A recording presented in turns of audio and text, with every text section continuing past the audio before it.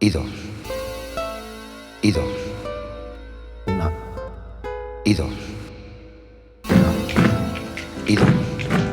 Hello and welcome to Cortes NYC Livestream, the podcast. This show broadcasts twice a week out of New York City. We are your hosts, Cortes NYC and Carla de Puerto Rico. And on the show, we talk about art, creativity, city life from a Latino perspective. I'm a visual artist. And I'm a singer. And this is episode 24, The Crew. As always, you can find us on iTunes, Stitcher, Podbean, and also on social media, on Facebook, Instagram, Twitter, and Tumblr. It's not that easy when it's live, huh? No, it's not. Yo, so this is a live episode. We're going to be doing just a 20-minute clip here, Art Life. I'm going to be doing a little black book drawing, and we're going to be talking about crews. We figured we'd give it a shot to record a live episode, the audio, so you guys are here, part of this Yes. live episode while I'm drawing and talking about the crews that the crews that I'm a part of, the graffiti crews, and also what it's like to have a crew and to paint with a crew, and what's the whole point of having a crew. Right. Carla's in the chat. She's reading the chat, so she'll be able to read your comments, and she'll chime in here and there. I'm looking in a minute. Give me 1 second.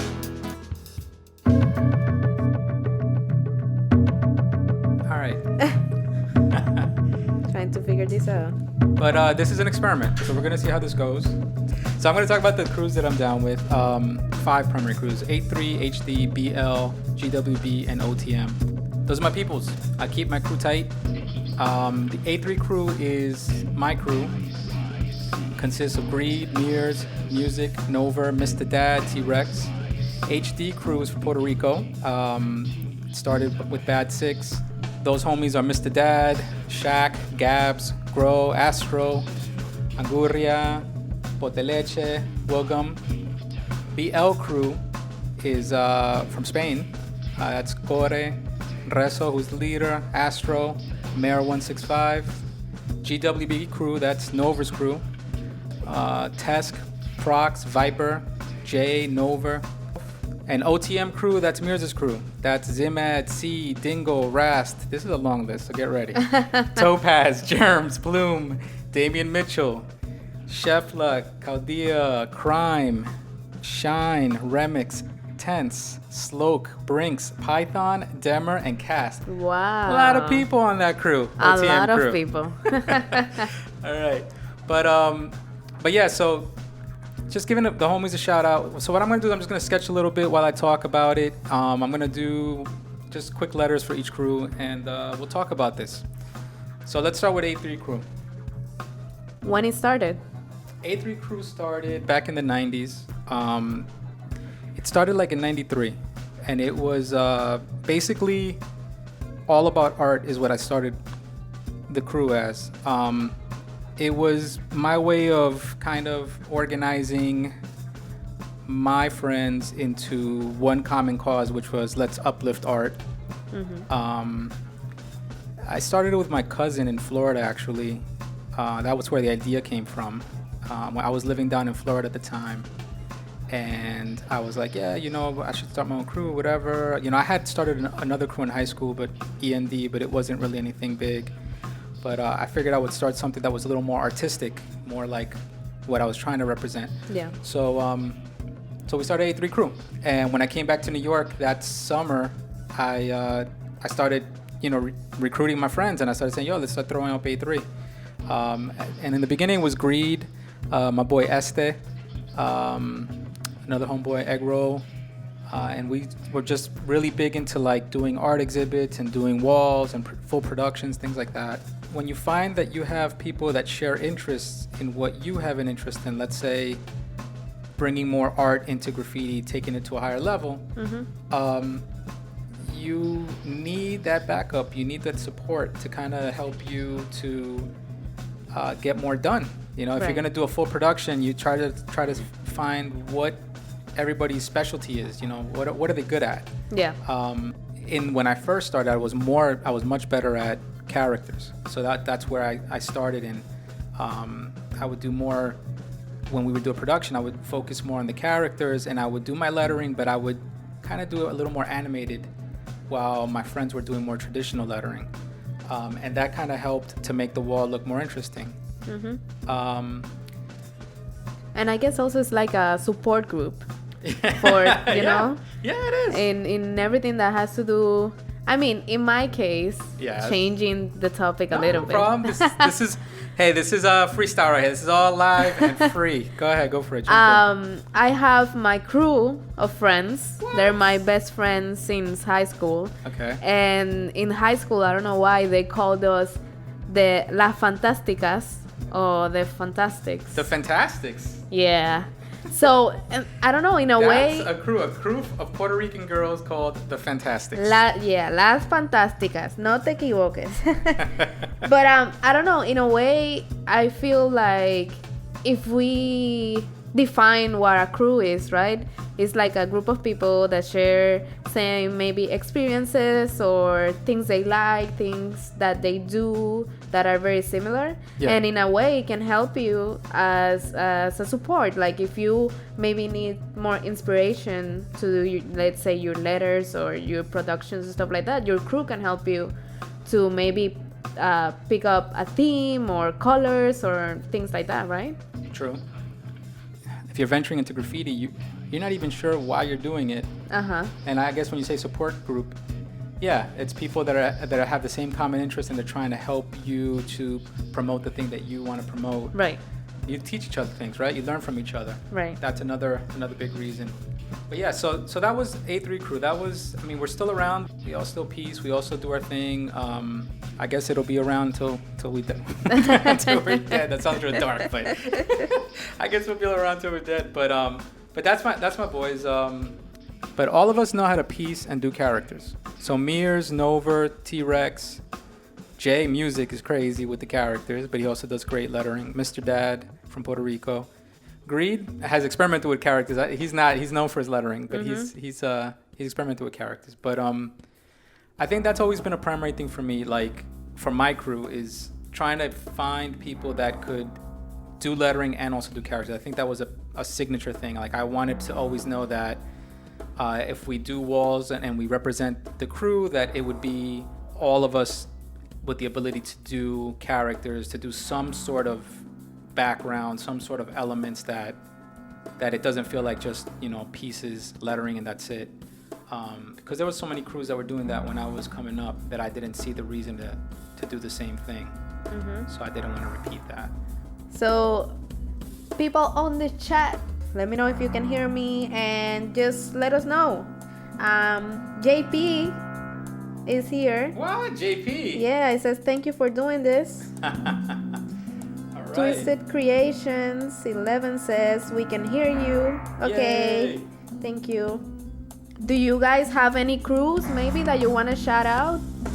Just let us know in the comments and we can definitely shout it out. All right, so let's move on to HD crew. Okay. So tell us a little bit about the HD crew. Well, HD crew was the invention of Bad Six from Puerto Rico. Bad Six is on Instagram as MTN Colors Caribbean.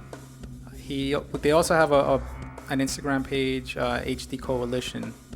HD crew stands for Highly Defiant, Hustle Destroy, Haciendo Dinero, all types of names. And HD crew is started in Puerto Rico. It's like I said, Bad Six, also Mr. Dad, Gabs, Shaq, Grow, Astro, like Poteleche. I know that they have connections in Dominican Republic, so they also have homies in DR. I think I've had really good crew experiences with them, even though in the past few years I have not been able to travel and paint with them, but I do have really good memories of traveling with them to Dominican Republic, to Ecuador, to Spain even, you know, and painting. With them, it was really the crew traveling thing that really resonates. The idea of being able to unite with them, you know, across seas, taking a flight somewhere and actually going and doing something with them somewhere else away from home base. Yeah. The crew is a mixed bag. A mixed bag of talent. Some of them are more about characters. Some of them have more lettering ability. Some of them are a little more bombers. You know, they like to bomb. They like to do that kind of thing. And others are more like street art. Exactly. Others right? are more street art and more into like mural, you know, full mural kind of thing. If you guys haven't checked it out, check it out. HD Coalition. That's, like I said, that's their Instagram. In the graph tours, if you go to youtube.com, Cortes NYC graph tour, you'll see the stuff that we've done. I think the Dominican Republic was one of the best graph tours with them, where we really got to paint and bond and everything. That was really good. I think that's it. We painted a lot in Puerto Rico, in La Perla. Like, that's a big location where we painted a lot. And Rio Piedras. I always remember that video from you. When you went to Puerto Rico and you went by the Avenida Universidad over there, by the university, the UPR. Oh, yeah. And you did it was like your logo in a wall. It was in a bar around there. Yeah. With the Puerto Rican flag. Uh-huh. Yeah. So, the Menace is in the house. Oh, boy. He said, yes, life. I am 777 Gunny. Cortes for press. What kind of pen is that, homie? This is a Papermate. Yeah, and somebody said, I think he's using a Papermate. Yeah. I think one of the things that I'll point out about HD Crew is we met actually through YouTube, which is a funny way to meet a crew, but that was back in 2006-ish, 2007. And, you know, I met Bad Six through YouTube. I took a trip down there to Puerto Rico, and we hit it off. You know, we became friends, and then that's when we just kind of stayed in touch and continued to make more plans to do more walls. I think Bad is a good organizer. He, if you check out his page, like I said, MTN Colors Caribbean, he's a good organizer. He knows how to put together, you know, different graph projects, walls, things like that. He also sells Montana in Puerto Rico on the island, and I think that's one of the big connections for him to do his thing. I think one of the things to be said about having crews that are overseas or away from home is you got to try to stay in touch. And that's the hard part, I guess, right? You can have a crew that's long distance, but you still have to try to make an effort to stay in touch, and that's the hard part. Of course. All right, so that's HD. HD Crew. All right, moving on. Let's move on to BL Crew. This is going to be a quick one because it's only a B and an L, and those are very easy letters. Well, before that, I think this is Sheens _1. Yeah. Says, Cortes, who are your top 5 Black Book artists on Instagram? Top 5 would be my crew, GWB Crew. Tesk Prox, that's 2. Viper, that's 3. J, that's 4. Nova, that's 5. And Cortes NYC. Yeah. All right, so let's move on to BL Crew. Okay, so BL. What do you know about BL Crew? Bloodline. What? And I mean, if I'm correct, Dale. that's the crew with Rezo from Spain? Yes. Yes! Okay, I got it. So, actually, Rezo is a graffiti writer and tattoo artist from Spain. He has a tattoo shop down in Barcelona. I heard that he did some renovations, so if you guys are in Barcelona, go and follow Bloodline, and Bloodline is the name of the tattoo shop, and his whole work is there at Bloodline on Instagram and Facebook. Yeah, so BO Crew is Rezo's crew. It stands for Bloodline. Bloodline, he explained to me, Bloodline is a tattoo term that I think it has to do with getting fine lines, something like that you do a cut line with just a little bit of ink, and it gives you a finer, softer line or something like that. So, but we call it BL crew. And like I said, BL crew is Core, Reso, Astro, and Mer165. They have a website, actually. I believe they have a website, Bloodline website. Okay. Yeah. I remember, I think it was Mer that was reaching out for me to send pictures to be part of the website. But Rezo, like we said, he's a tattoo artist. He's a tattoo artist, he's very impressive as a tattoo artist. He's got great skills as a tattoo artist. Yeah. I think if I ever finally get the nerve to get a tattoo, I'm probably gonna do it out in Spain and have him do it. But he, on the walls, he is a great graffiti letter guy. His lettering is really good. If you check out his what's his Instagram? Bloodline. That's his Instagram? Yeah, I'm Okay. pretty sure that is it. Yeah, so if you check out his Instagram, you'll see his graph pieces. Like, his lettering is really good. He understands the traditional way of rocking letters. He gives it his own little kind of like tattoo flair, but it's still, you can tell that it's traditional, which was impressive. When I met him out in Spain, when I took a tour out there, we connected right away. He's a great guy, but also I was impressed with his ambition. He was so ambitious to show his art and to represent graffiti. Like, he was really into it, and I think that's what made me want to be a part of his crew. So that's Rezo. And also from the crew, like, Astro's a nut. When I met Astro, he was crazy. He was such a character. Shout out to Astro, but he's another homie out there in Spain. JP said, could you rock at JP? JP the crew? Yeah. The crew. That's- Well, he's a whole crew with He's his a whole whole crew, camera exactly. and lighting, all the lenses. He's always ready. Yeah, The that's true. drones, everything. Exactly. All right, so that's BL. Bloodline. All right, 2 more to go. Next crew is GWB crew.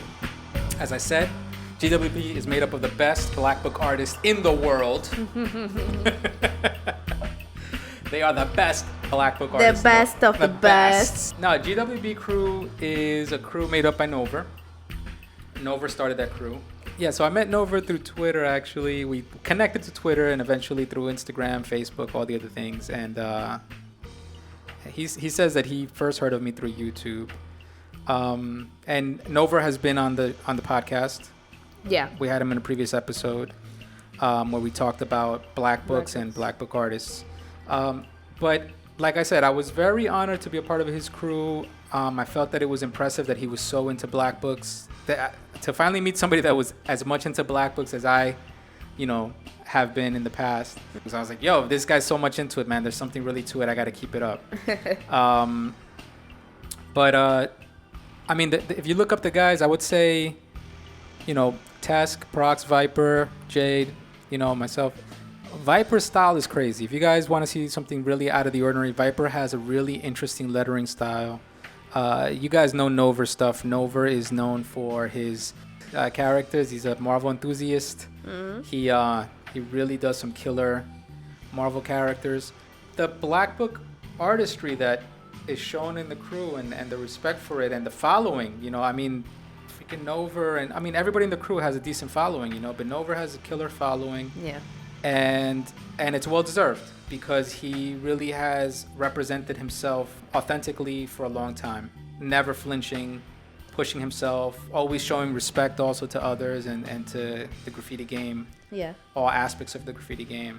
And that's the kind of crew that, when I see somebody that starts a crew like that motivates me to want to represent it because I don't really, I've been down with a lot of different crews over the years. And the only ones that I really stick to are the ones that kind of ring true to me and to my personality. And maybe that's another reason. I guess that's another topic, right? For why you represent certain crews and why you need a crew is that identity. You identify with these people. And I definitely identify with the crews that I represent. We have that common interest or that common philosophy, let's say, for Yeah, graffiti. I think it goes more in depth because it's more like, okay, we can like same things, but are we as disciplined? Are we as devoted? Are we as committed? Right. to continue to work in whatever we said. I guess that's what makes a crew stronger. Yeah. And keep it together and coming together and all this. Yeah, I mean, along the years, I've met people who've put me down with their crews, and I never see them again. Right. And I'm like, okay, that's great. I'm glad that I'm down with your crew. But if I don't see you again, we don't even stay in touch. I don't really see that your path is following the same path that I'm following. Mm-hmm. You know, it's going to fizzle out. After a while, you're just going to be like, all right, cool. If you want to go back into the 80s, you know, crews were also about protection, you know, when they were more like street gang type of mentality. Especially, I mean, you know, the way I grew up in the Latin community, you know, a crew was like a gang. Some of the first crews that I got down with, my boys DOG from back in the day, TA7, these were crews that were more like gangish. You know, it wasn't so much art. It was more about just bombing, throwing up your tags, representing, and if there was beef, you know, rolling up on somebody. And that's how I got introduced to crews. But I think that fades away. You know, as you get older, Yeah. that can fade away, especially nowadays. I don't know if that's really the definition of a crew anymore. I don't think people look for crews for that kind of support. I think nowadays crews are more philosophical. Mm-hmm. I think you nailed it with that. Mm-hmm. You know. That's true. All right, GWB. That's a nice one for GWB. I like this one. This one came out pretty cool. Wow. I was able to concentrate. You guys let me concentrate, which is good. All right. Well, the double designs, What? guillotine cuts, the apparition. All right, shout out to GWB. We're going to continue now into OTM crew. Last crew OTM. on this list, OTM crew. Let me do a funky one for the OTM. Well,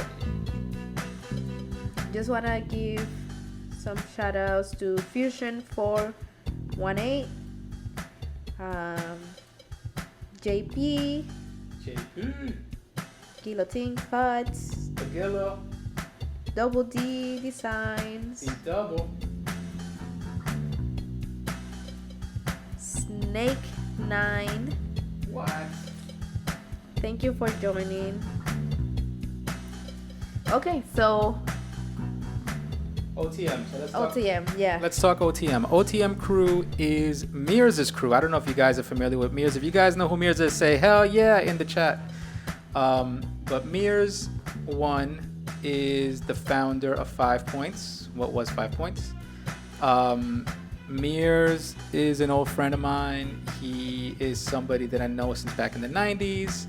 Much respect to him. He is somebody who I have so much respect for that when he talked about starting the OTM crew, I was surprised because I was like, wow, you're really going to start a crew right now? Like, you have so much other stuff going on in your life. Why would you start a crew? It took me a little while to kind of warm up to the idea because I was like, well, you know, I don't know how long this is going to last. I don't know how serious he is about it. Let me give it a little time and see how it takes off and how does he want to represent OTM? You know what I mean? I think that's another part of having a crew, and that's maybe a subject for the podcast. A crew is judged by its leader. Yeah. Who is the leader of the crew? And I think that sets the tone for the identity of the whole crew. The rest of the crew back it up and support it, and sometimes outshine the leader, maybe in talent and things like that. I mean, I'll be honest, like some of the things that my boys and my crew do, like Greed knocks it out the park every time with his lettering. Mears is insane. Nover, his black book, sometimes I'm like trying to just keep up. Cousin T-Rex is incredible all around as an artist. And, you know, Mr. Dad in Puerto Rico, He has his own flavor. Mr. Dad is an authentic, homegrown graph artist. He reminds me of the ambition and the drive and the rawness that I had when I first started, but if it could be done now, like he's in his style and in his attitude towards it. And then He's crazy. Jay's crazy. Jay's techniques are crazy. I would never attempt to put myself up against Jay for what it is that he does. You know, so I think a crew the crew can outshine the leader in certain aspects, but I think the leader sets the tone. And I think that's when we talk about OTM, Mears, it's a brand new crew in the sense that it doesn't have 10 years of a history, you know what I mean? But it's up to the leader to set a tone for what does OTM really stand for. And what I see Mears doing with OTM, he's putting together a long list. But he's putting together some really authentic graph writers, people that he feels he respects, some people that he knows for a long time, but then other people that I can see that he doesn't know for that long, but has a lot of respect for. Right. I think because we all understand Mears' vision, it gives definition to his crew. It kind of starts to paint a picture of what you can expect when you hear of that crew, and if we all get together to do a wall, what it would probably look like. Mears' talent, aside from all the stuff that he's done, with 5 points and all that, Mears' talent is his characters. He's got his light bulb character, and that's his signature, but he also does he does amazing characters. He renders really well. He's got a great imagination. His creativity is insane. Like if you told me and you told Mears to go to a wall and paint a fucking daisy or a sunflower, we would both draw totally different things. You know what I mean? Mears' imagination is out there. It's unexpected. He's always going to bring you something that's different. His sense of humor is off the hook. Yeah. And it shows in his art, in his graffiti art. True. OTM is a crew that has a sense of humor, but it has heart and it has history, because a lot of the writers that, like I said, are in it are also kind of veterans, people that are seasoned. And it's got skill, man. I mean, a lot of the people that I mentioned, I'll just go through the list again real quick. You got Mears, Zimad, CTF, Dingo, Rast, Topaz, Germs, Plume, Damian Mitchell, Shepla, Chaldea, Crime, Shine, Remix, Tense, Sloke. Sloke is crazy. Sloke, I just got to know Sloke's work and to meet him personally in the last few years, and Sloke is insane. Brinks, Python, Demer, Cass. You have a really mixed bag of artists there, and I think what Mears is doing there, Mears is playing a game there where he's assembling a variety of talent, and he's just letting it happen, and it's up to us to realize what is OTM, And I'm curious. I'm glad to be a part of it. Much respect to Mears and everybody down with the crew, and I'm looking forward to seeing what does OTM represent in the next 15 years. What is it going to look like in 15 years? And I hope that Mears, I'm sure he will, but I hope that we manage to organize an opportunity for all of us to paint together. That would be crazy. It would be crazy, or at least a majority of the crew to paint together. That would be crazy. Yeah. But yeah, that's OTM crew. And OTM crew stands for On the Move. Nice. And it started on the move, but then Mears told me a good definition for OTM the other day, and it stuck with me. I was like, wow, that's totally Mears. He said orchestrating the madness. And that's totally Mears. Orchestrating the madness, right? Isn't that Mears? That's totally Mears. Orchestrating the madness. I laughed. I was like, yo, that's awesome. Yeah. So that's Mears' crew. Oh, just to go back one step, if I didn't mention it, GWB, Nova's crew. It stands for Graffiti Writer's Block. Graffiti Writer's Block. I gave it the nickname Gangsta with Books, or Gangsta with the Black Books, but it's Graffiti Writer's Block. All right, so this is the last one here. OTM. Shout out to the homie Mears. I actually texted the homies a little while earlier. I was like, yo guys, give me a quick roll call of the latest members. And Mears gave me this freaking long list. I was like, cool. I was like, thank you. Thank you, Mears. Thank you for the list. Nova also gave me back a quick list. But Nova's like, yo, we keep it tight. We got 6 people, and that's good enough, All right, so this is OTM crew. So shout out to OTM, GWB, BL, HD, and my crew, A3. And for the homies there, Guillotine, D Double, thanks for participating in the podcast. D, you're on top right now, man. Your episode is up there, man. You're famous, man. Gillo, a lot of fun having you on the show. You and Spax and Audible.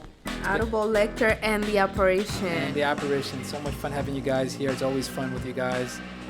Like I said, JP, we gotta connect soon. Yeah. And hey JP, maybe we could do an episode with you, man. Ooh, that would be good. JP, you gotta be on the podcast. JP was the one for videography. No, we could do a part 2, professional videography. There you go.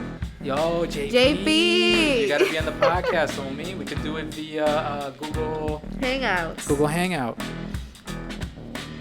El JP has to be on the podcast. The apparition says cheers with beers emojis. Fusion 418 says that's very awesome. Yeah, we all gotta meet up. Kilo Team Code says heard it the other day, sounded dope. And we have a lot of hearts. Oh, too many hearts. So many hearts. Thank you for the hearts. That's for Carla. Don't give me no damn hearts. Give me beers, give me beers. Pero si no estás haciendo todo igual, no tiene ningún color el paso que hace. Separa menos tiempo. 1, 2, 3, 4, 5, 6, 7, 8, 9, 10. 1, 2. All right, culture talk. Culture. And it's not live. Back in the studio. Yeah. All right, so what are we doing for culture talk? Let's go. We are reviewing the movie East Side Sushi. Yes, East Side Sushi. So East Side Sushi, we chose this movie because it's a movie we saw. I came across it on some website, a movie website, and I was like, oh, this got me curious. The little poster and the title got me curious. I didn't know what the subject was going to be about, and all of a sudden I was pleasantly surprised. The subject is interesting. It hits home. It's not a perfect movie. It's a small independent movie. Yeah.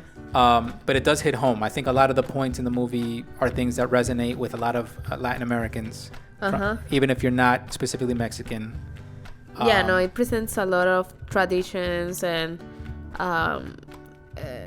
mentalities, like things that people think about that are in general in all Latino families. Yeah, I think the title also, East Side Sushi, I wasn't sure what to make of that, but even the title kind of describes it perfectly if you know what they're talking about. So East Side, as in Los Angeles, the east side of Los Angeles, which is known as the Latin side, East Los, and sushi. So East Side Sushi. So it's basically telling the story of the cultural mix of Mexican and Japanese in Los Angeles through this character of Juana. I think this goes back into some of the episodes that we talked about where we had fusion foods and all those kind of things. Yep. So I think that's why also it rings true to what's happening right now in the culture, in American culture and pop culture. Yeah. Even in the food. And the movie's about a chef, but it's also food. It's a foodie movie in a sense, right? It's a family movie. It's a foodie movie. It's a cultural movie. Yeah. All right. So I'm gonna read you guys from IMDb. So East Side Sushi, 2014. I have it here as a drama. It's a long movie. It's an hour and 46 minutes. It's pretty long. Yeah, it's pretty long. I mean, like we said, the movie's not perfect, so you do start to feel it towards the middle. You start to go, okay, where is this going? Yeah.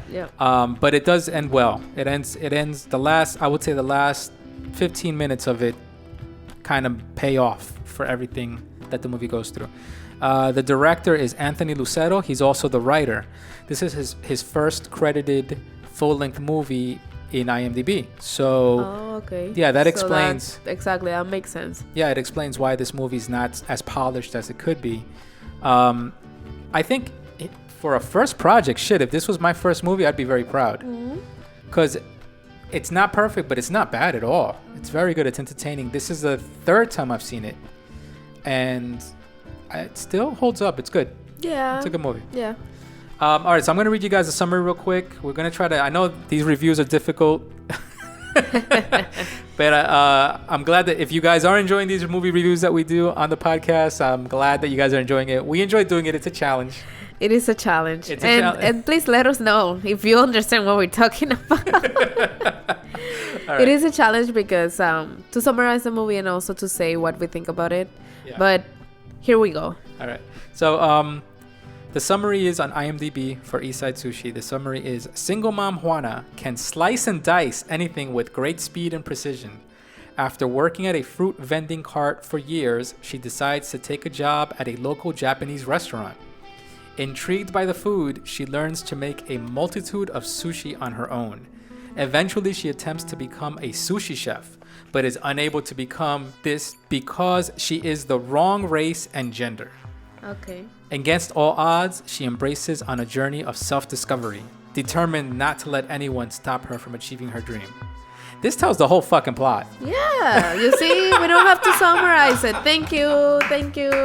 Wow, that told the whole freaking plot. Yeah. What was the other movie Even we the just did? spoilers and everything. We did a movie previously that Like Water for Chocolate. But he said nothing. it said like sentence. It was like two Yeah. sentences. No, this is a good summary. Okay, so that summary pretty much lays it all out. Basically, we'll give you our summary. It's a Mexican-American woman. It seems like she's more Mexican because her father is only Spanish-speaking. Yeah. And her daughter is the English speaker. Yeah. So Juana. She's like in the middle. She's in the middle. So she's a single mom. She's got a daughter. She lives with her father. They have like a multitude of jobs. Yeah, like the dad, I think he worked like in a factory or something like that. Yeah. Then they had like a car where they will sell fruits in the street. Cart. Yep, exactly.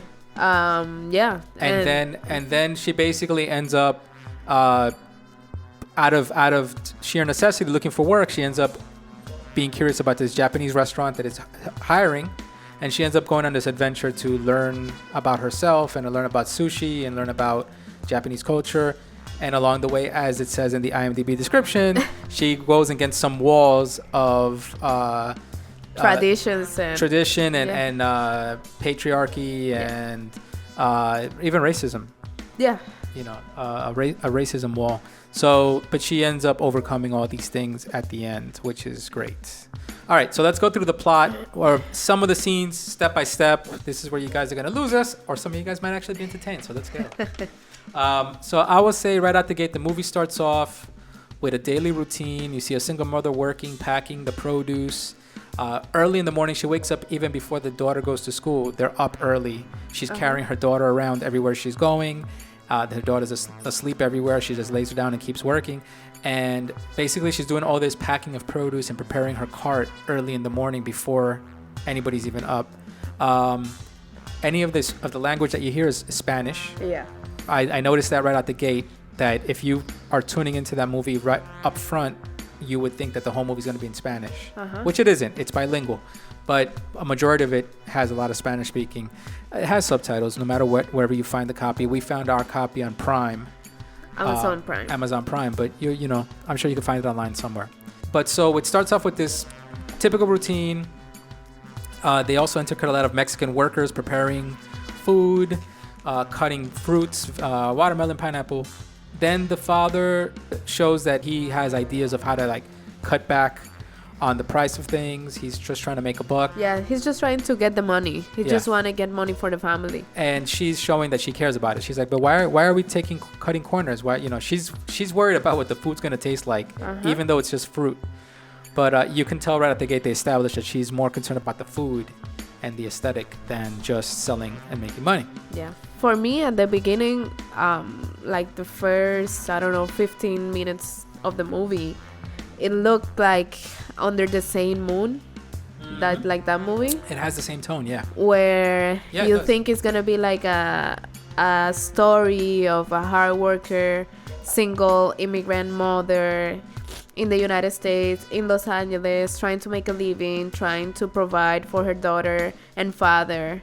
So I think that the mood at the beginning was very serious, very dramatic, very like documentary. Yeah, so I was like, where is this going? I don't understand. Where is the sushi? But it takes a turn as soon as the sushi begins to develop. That's when the movie takes a turn. All right, so continue in the beginning.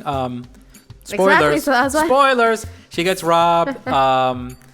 There's at the street cart, she gets ambushed by two guys and they take her money and then oh my god, I got robbed, whatever, blah blah. Her father's like, kind of like, he's sympathetic, but he's not. He's like, whatever, like it's just another day, we'll just go somewhere else. she's disappointed, obviously. She doesn't want to do that anymore. It shows how dangerous it can be to be a street vendor. Then, frustrated, isolated, on her lunch break, I guess, or whatever, or after work, she walks over and she passes the sushi place that has a help wanted sign. She goes in and she's like, hey, I'm looking for the position if it's available. And she's welcomed by the Asian lady, the Japanese lady. I guess she's the owner or whatever. Yeah. And she welcomes her and she says, she's like very hesitant, but she's like, all right, come through. No, and she tells her like a lot of stuff to try to scare her, like, oh, but in order to work here, you have to carry a 50-pound, what was it, like a casserole with water. And she was like, yeah, I can do that. Oh, but then you also have to clean the dishes and do all this. And she was like, yeah, I can do it. And then she asked her, oh, do you want to start tomorrow? And Juana says, yes. Then she talks to her father shortly before that, and she tells her father, they have a conversation in Spanish, which is always refreshing when they start speaking Spanish. For some reason, and I think you pointed it out, the actress is better in Spanish than in English. Yeah, in English is super stiff. She's like... Exactly. And that she's following the script, and it's like she wants to make sure that her pronunciation is right, that her acting is not that good, I feel. But so she talks to her father. She has a quick conversation. The father's like, what the fuck? Why are you applying to a sushi place? And she's like, I want to work there. And she says, I'm working at what restaurant? She says, Osaka is the name of the restaurant, which is a city in Japan. And then he says, Ochata, like a Mexican word. Yeah. And he's like, why don't you work in a taqueria instead? Which is hilarious. I think that's a really funny commentary. The father, they put him at the beginning like a very proud Mexican, and in a way you feel like he doesn't even care about her or about her safety, because he keeps pushing the idea of going back to sell fruits, of going back and having a car, without thinking about what she went through, that she was robbed, and actually the guys, they had a gun and everything. So at that point I was like, are you really, like, do you really care about her, or you just want to get the money and that's it? Yeah, they do that. They paint him that way. Yeah, at the beginning, but then it changed. Spoilers. He has a heart of gold. All right, anyway, so continuing on, she gets hired. Her first day of work, she's in the sushi place, the sushi restaurant, the Osaka restaurant. She goes into the kitchen, but she's hired kitchen only. That's the first wall that she hits, is that racism of like, it's a Japanese restaurant. No, even though there are Mexicans working in the kitchen, that's where they will stay. They'll stay in the kitchen. They're not allowed to be seen outside in front in the main room. They want to keep a quote unquote authenticity to the Japanese restaurant. And when she goes to the back, she gets hit with another wall, which is all men working in the back. You got Victor, Billy, and Aki.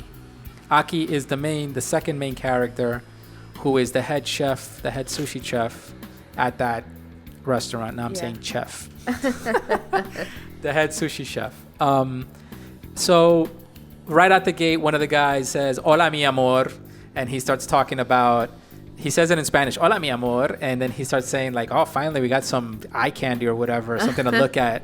And it's like, obviously it's very sexist, but she's not afraid. She's like, I'm here to work, I don't care, I'm used to this, I'll deal with it, which is pretty cool. It's interesting. They say, what's your name? They call her Joanna. Joanna, and then he says, no, Juana.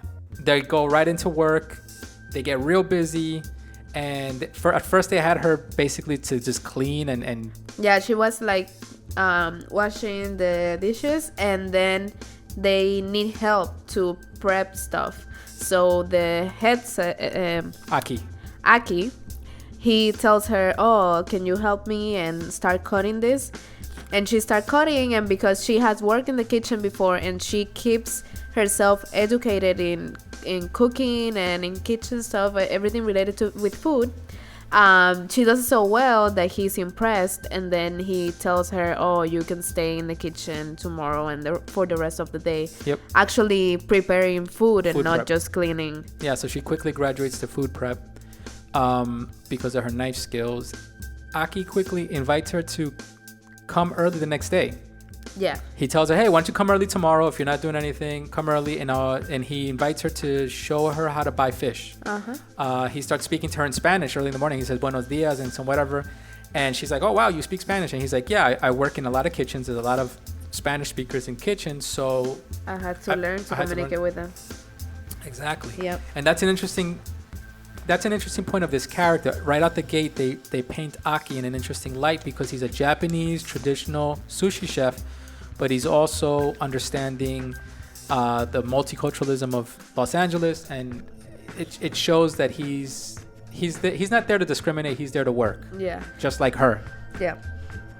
For me, at this point, the tone in the movie changed from a very serious tone to a more light, hopeful, and like even exciting. Yeah. For her.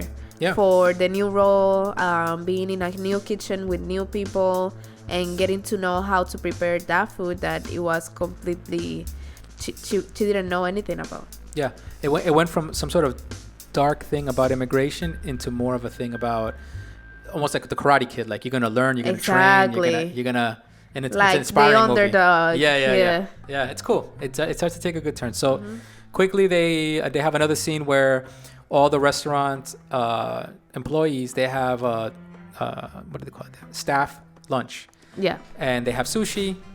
And Juana, I don't know how, she doesn't really know about sushi, but all of a sudden Aki has to show her how to eat good sushi. Because it's the first time in that lunch that she will eat fresh sushi. She said she only ate sushi from the supermarket. Right.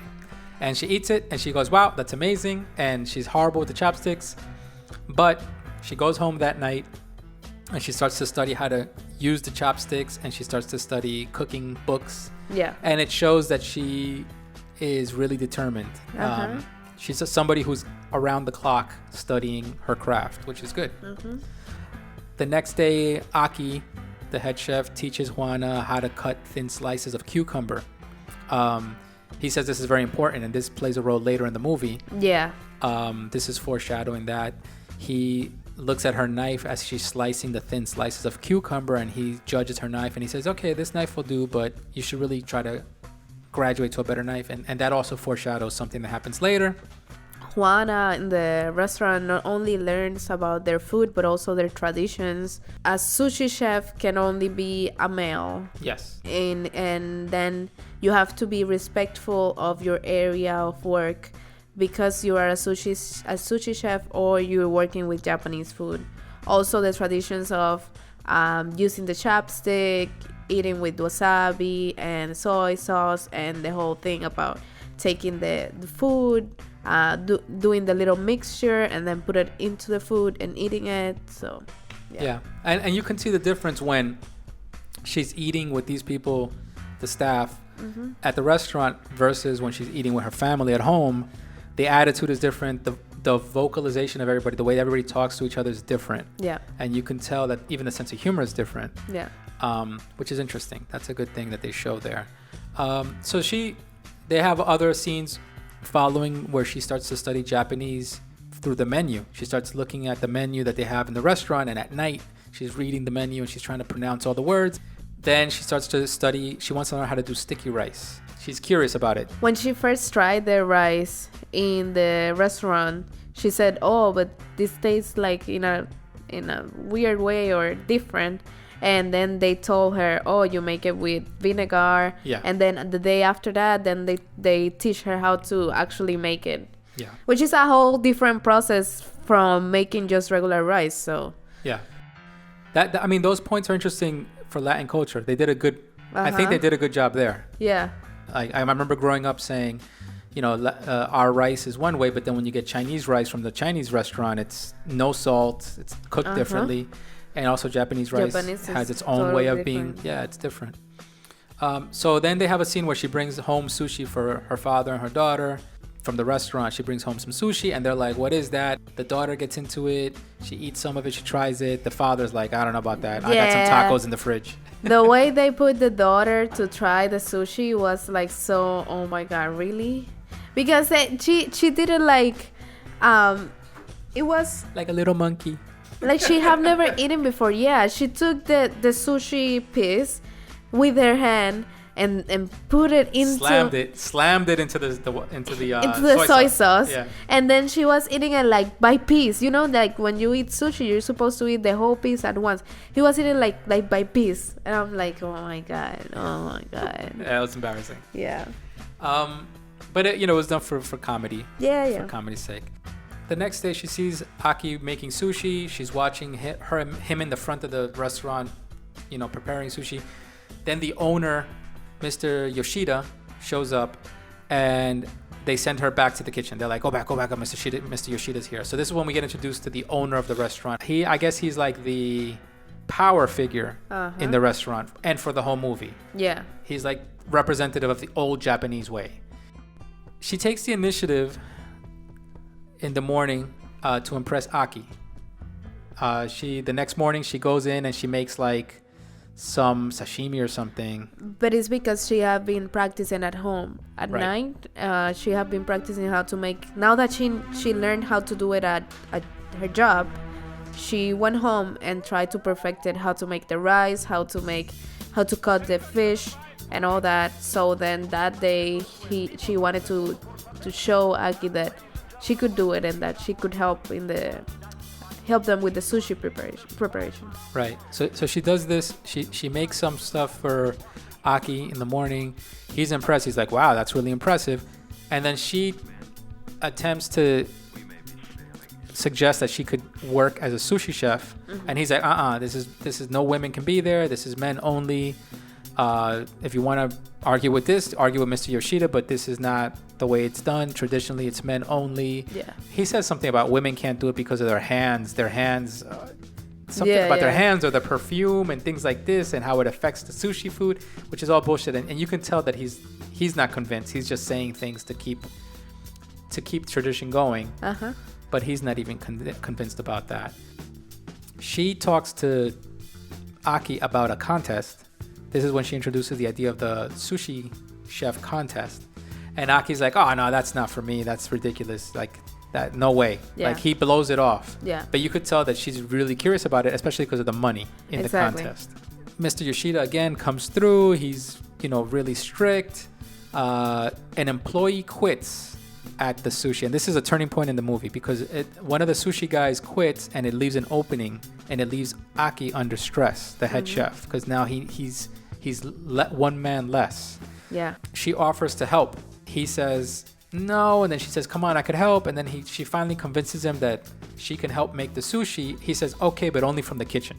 Because they have like a whole thing where the sushi chefs, they're in the outside of the restaurant so people can see them preparing their sushi, and then the kitchen employees are inside so nobody can see them.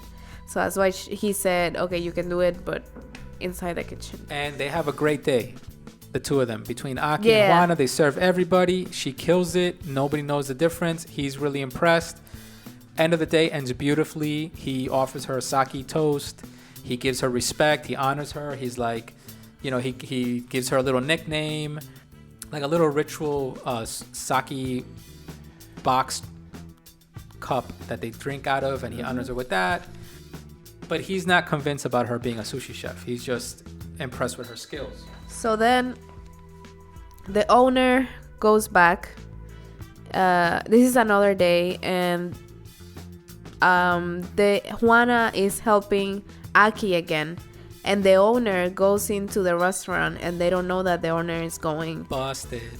And he asks like, what are you doing? He sees her making the sushi, and she said, oh, I was just helping, I was just trying to help, they were in stress, they needed my help and all that. And he said, no, you're here to work in the kitchen, you're not here to make sushi, blah blah blah blah.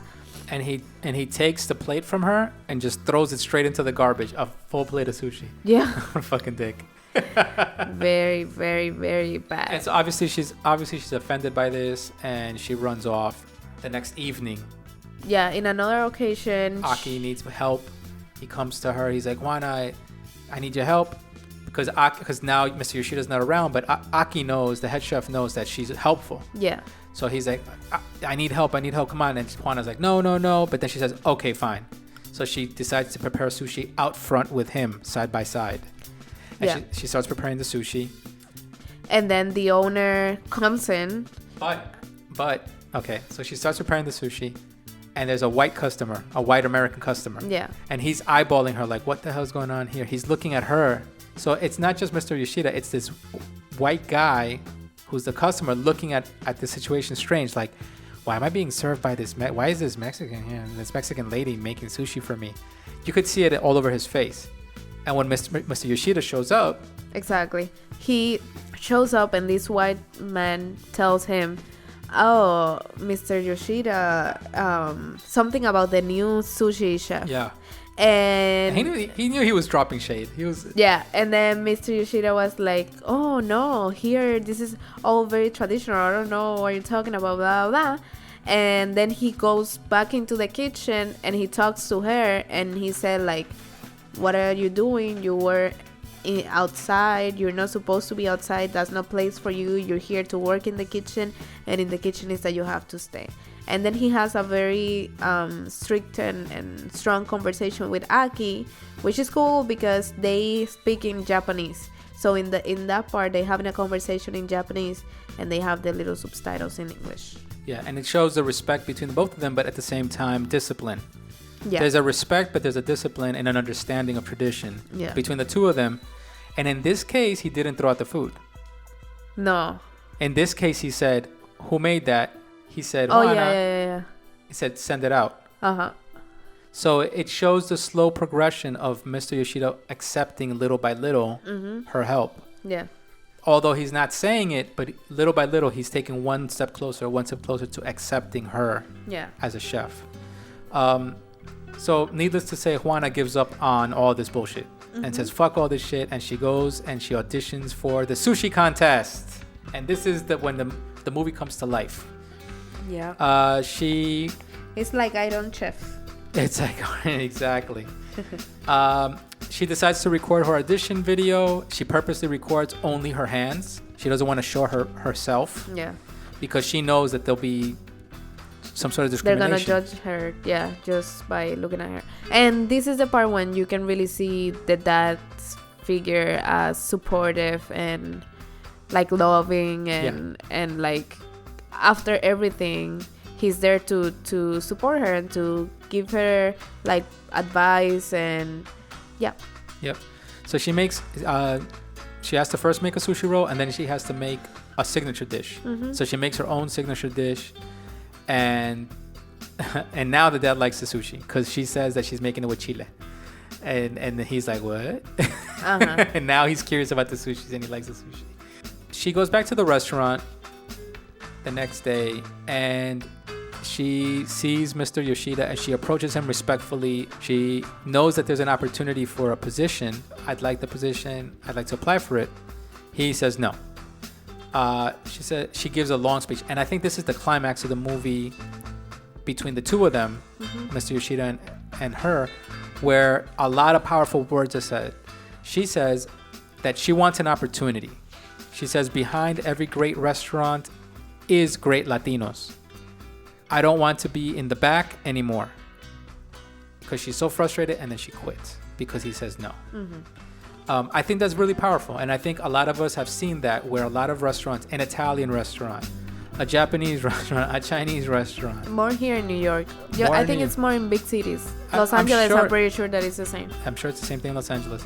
You go to any of these restaurants, an Italian restaurant, a French restaurant, you're going to find Latinos in the kitchen working.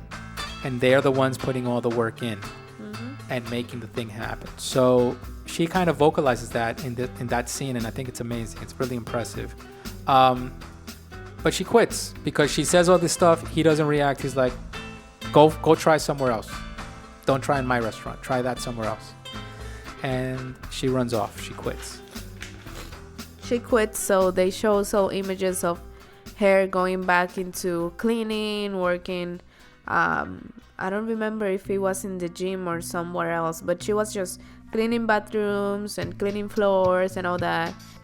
She goes back home after work, and the dad has some good news for her. So he said,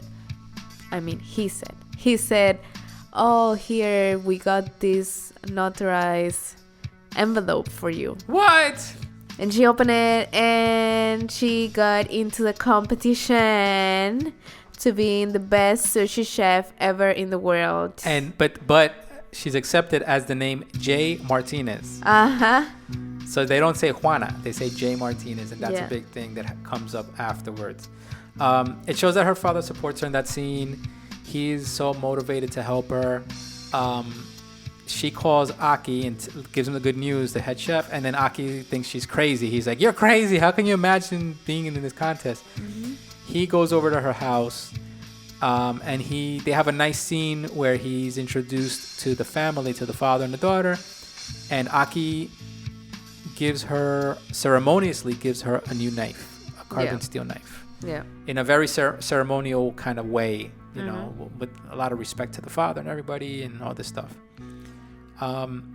Then she returns the favor by taking him out to eat. He says, "What are we gonna eat?" She says, "Tacos." So then they go and they show the Mexican tradition of eating tacos, what type of tacos. They go to a taco car and they have fish tacos, lengua tacos, todo tacos, carnita tacos, everything. And they eat and they're laughing and everything's very sweet, very nice. And then the competition is here. So they're going into the competition. So it's Juana, her dad, and her daughter. And when they get into the reception, Juana says, I'm here for the competition, for the shooting. And the receptionist says, but who's the one that is in the competition? And Juana says, well, it's me. And then the receptionist is like, how is it you? And then Juana shows her acceptance letter, and then by almost a little bit she was not going to be able to participate, but they say let her participate, maybe she's not gonna win anyway, so just let it be. Yeah. So she gets to be on. She has her bandana on. She's got her chef's outfit. They announce that every chef has a great assistant, and who's her assistant? Her dad. What? Awesome scene. I think that's a beautiful scene. This is heading towards the end, and you start to feel this bond between the father and the daughter. Yeah. Rekindling of a bond, because they were always tight. Yeah. But you got the impression at the beginning of the movie that they were kind of distancing. Yeah. But here you see them coming back together again, a rekindling of the bond between father and daughter. He's there for her. He's her backup, and you can tell that she's not like daddy's little girl. Mm-hmm. She is a powerful woman, and she's just behind her is a powerful man. Yeah. True. So they have the contest.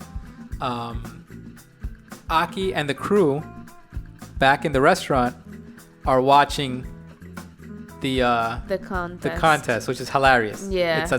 That starts to build up the excitement towards the end. Yeah. This is the end of the movie, and this starts to build up the excitement. She passes the first stage. Yeah. And everyone's like, yes, she gets in. Then she got a second test, is the cucumber cutting test. And that's why it was important for her to learn the cucumber skills at the beginning. And to get the new knife from Aki. Because now she slices perfectly, yeah. And she is the first place person in that second part of the contest. Yeah. And Aki's really excited. Yeah. And then Mr. Yoshida shows up. Yeah, Mr. Yoshida. And he's like, what's going on? What is that? And then Aki says, oh, is that Juana? She's in that sushi competition. And then he's like, a great sushi chef is not made by being on TV shows. But he stays there and he's looking from the side eye. Yeah. And he's watching. So the last part of the contest, you got to make a signature platter. And obviously, this is where Juana's going to shine. So Juana makes green Diablo roll. The green Diablo roll is with poblano peppers. The poblano peppers is used as basically like the seaweed. The seaweed that they use to create the sushi. And then they had to use king salmon and so then she made her own style, her own version of that with the king salmon and the poblano pepper. And they go through all the contestants. There's 4 contestants in the last 4, and you can tell that they make a point to describe what all the sushi rolls contain, the ingredients, and they all sound the same except for hers. Hers stands out, so you know that it's like, wow, that's a standout dish. She should have won that stage. Yeah. But spoilers, the winners are number 4, Kim, number 3, Yatamoto, number 2, Martinez, and then number 1, Watanabe. So the number 1 winner is Watanabe. Martinez, Juana takes number 2. Watanabe made some Golden Gate roll, which was like a sculptural thing with some freaking dried ice for smoke. Yeah. Basically the basic ingredients of every sushi roll. It's just that he turned it and made it look like a little bridge. So it was like more, they were putting more attention to the presentation instead of the ingredients and the plate. Correct. So they give the grand prize to Watanabe, the other guy, and back in the restaurant, Aki and Yoshimoto are like looking at this and they're like, wow. Aki, he's sad. He's like, upset. He belts out a big sigh and he's like, what? And he walks away because he knows that she was robbed of her first place opportunity. Even Yoshida, Mr. Yoshida's disappointed that she was robbed. He puts his head down. He's sympathetic and he's like looking away. He's embarrassed. You could see that he's embarrassed because he did what the judges did to her. He did the same thing in judging her the wrong way. Yeah. And not uplifting her. Not giving her the opportunity. Yeah.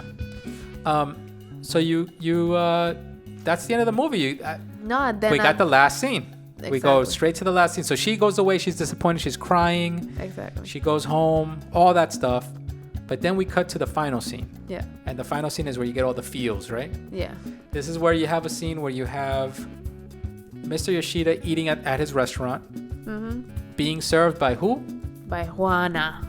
And she's dressed in full sushi chef outfit.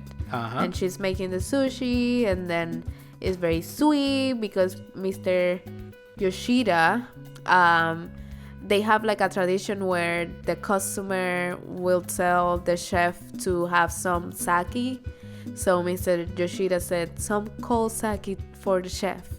And then she pulls out the sake and her little cup, and she has like a little shot. And then also they show that in the restaurant there's her daughter playing with Aki and her dad in the same table, so everybody is happy. And then also on the menu they show the specials, and they show her signature rolls being served at the restaurant. And Mr. Yoshida asks for the signature roll. Yeah.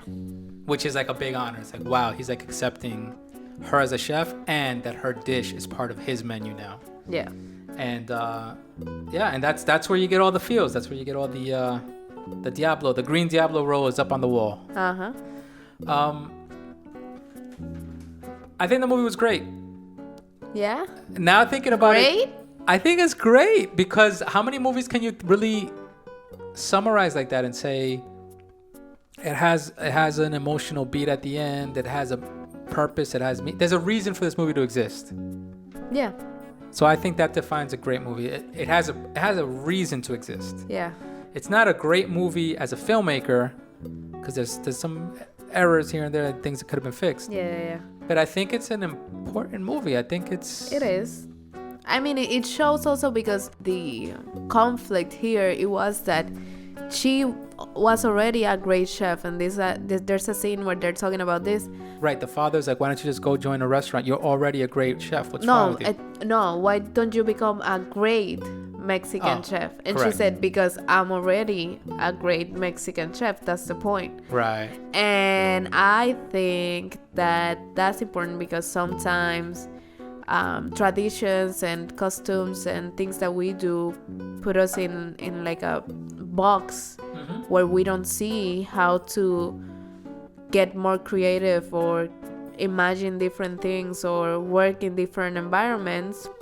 But I feel like it teaches that you have to do it on your own. You have to educate yourself even when others, they don't want to educate you, and you have to get the answers for yourself, and then you can prove them wrong. at the end. And I think it's a story about family. Yeah. Like we pointed out, the father and the daughter, and then the granddaughter, her daughter, their bond through this process. Yeah. At the end, you feel that Mr. Yoshida and Aki became family with her. Yeah, yeah. There's a lot of elements there that ring true and ring true for Latin culture. Yeah. I wonder if a Japanese viewer would feel the same way about the movie, or if they would feel like Japanese culture wasn't represented enough properly. Right. But I think it represents cultural mixture pretty well. Yeah. But yes, so definitely. It's recommended on my end. I don't know about you. Yeah, it is. I mean, it's just that watching it now, because I was trying to watch it with a critical eye.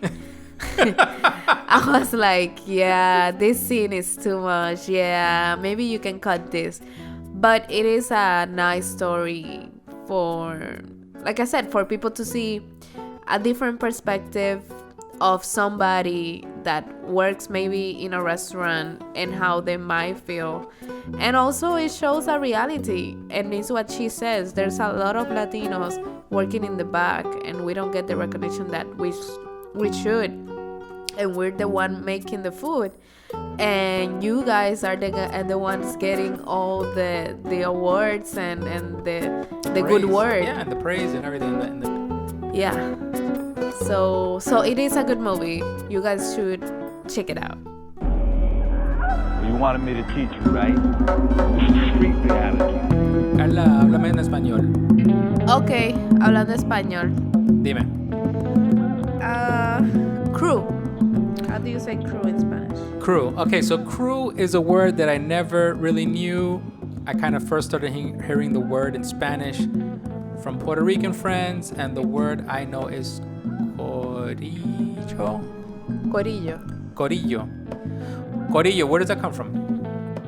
Where does corillo come I have from? no idea, but yeah, it means like mi corillo is like, yeah, it's like my crew, like the people that are down for me or with me and all that.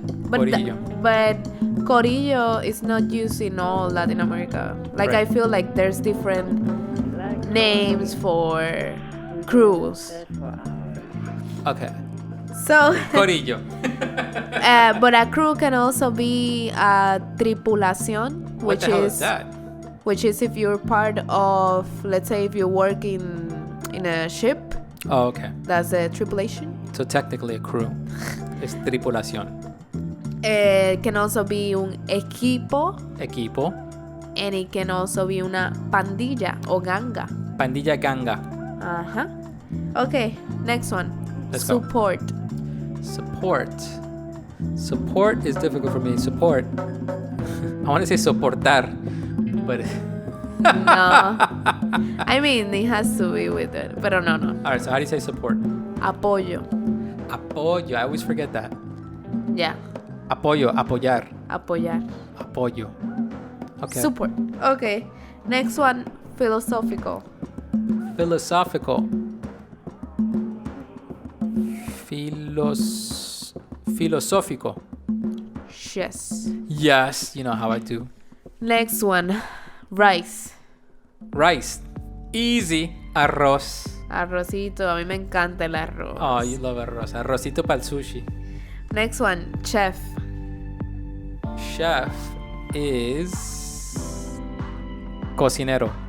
Oh, you know that one. I know that one, but I felt like there should be a better word for that, because cocinero is just a person who's cooking. But a Yeah. chef is like a little more like a prestige to it. Un cocinero profesional. Yeah. All right. Cocinero. Chef. Okay. Next one is contest. Contest always throws me off, because I want to say contesto. The contesto is like answering. Exactly. No. Contest is competición. Casi. Competencia. Competencia. Sounds like competence. Yeah. Competencia Yeah. is a contest. Yeah. Got it. Tradition. How do you say tradition? Tradition is tradición. Yes. Got it. Next one, Yes. customs. Customs. That one I don't know. Customs. Customs. Wait. Costumbres. Yeah. Costumbres. Costumbres. Costumbres. Customs. Got it. See, I knew it. I'm not that bad. Next one, Yes. knife. Knife. Cuchillo. Yes. Got it. Next one. But knife. What? Knife. If you're talking about cooking, is cuchillo. But if you're talking about a knife, what's a navaja? Una navaja o una cuchilla. I think it's also a knife. But that's like a different kind of knife. It's a different kind of knife. So cuchillo is specifically For cooking. for cooking, Yeah. and then una navaja is like a switchblade. Yeah. A navaja is a switchblade, like Pedro Navaja. Everybody knows Pedro Navaja. Ta, ta, ta, ta, ta, ta. Navaja, cuchillo. Yeah. Got it? Got it. Okay. So next one is dinner. How do you say dinner?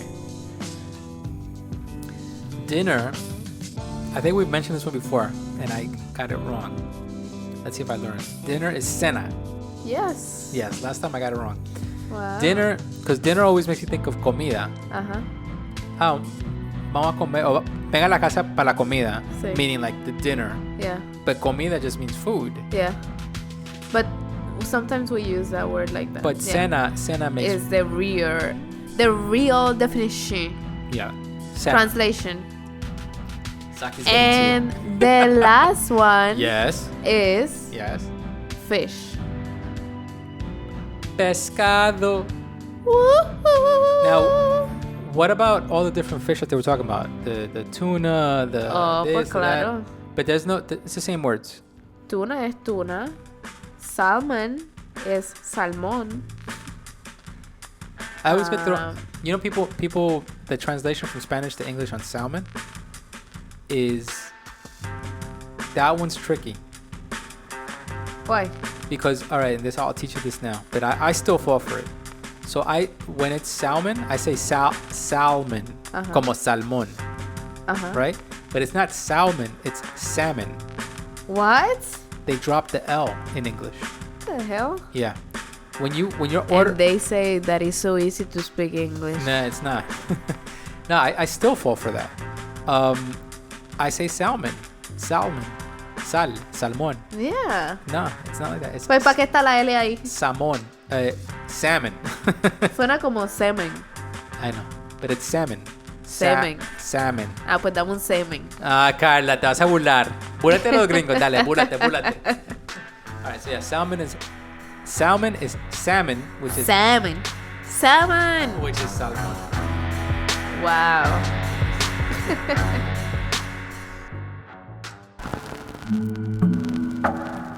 All right, another episode in the bag. Yeah. And a live episode on top of that. I know. Thank you everybody that joining us into our live episode. It was great. It was like a throwback to the live stream days. It was really cool. Yeah. And then thank you guys for listening to our review. I think they're fun. Carla is skeptical. I just want I want some feedback. Let us know if you understand what we're talking about. In the movie reviews.